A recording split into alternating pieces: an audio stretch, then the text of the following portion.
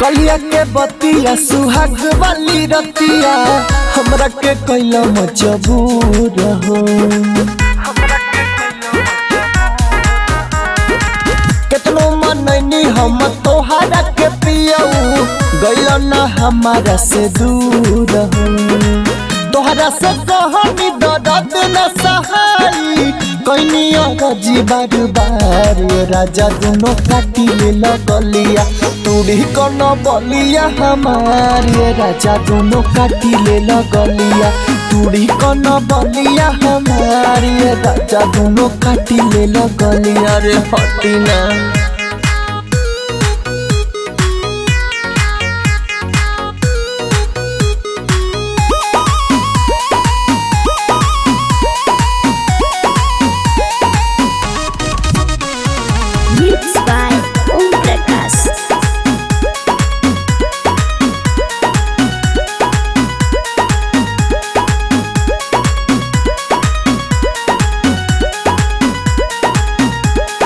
के कान बाली चुसले लौटा लाली जब करिला माना सैया देवे लगारी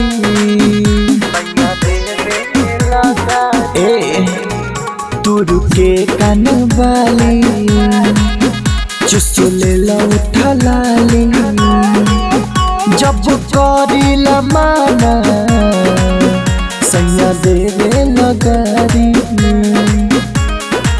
हमके उलट के पजरिया ले सट के लूट के छोड़ल लहर राजा दोनों काटी ले लगलिया तूड़ी कन बलिया हमारी राजा दोनों काटी ले लगलिया तूड़ी कन बलिया हमारी राजा दोनों काटी ले लगलिया।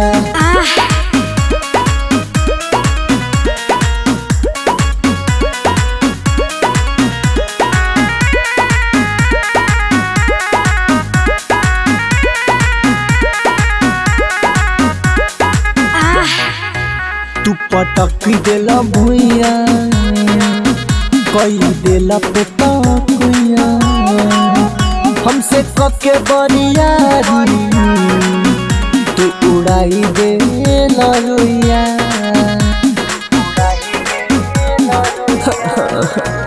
तू पटक देला भुइया कई देला पेटकुइया हमसे कके बरियारी तू उड़ाई देला रुइया।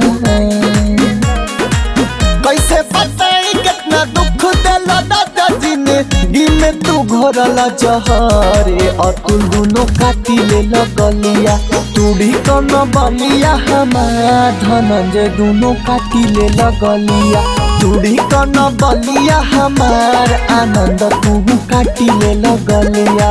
अरे छोड़ दे राजा।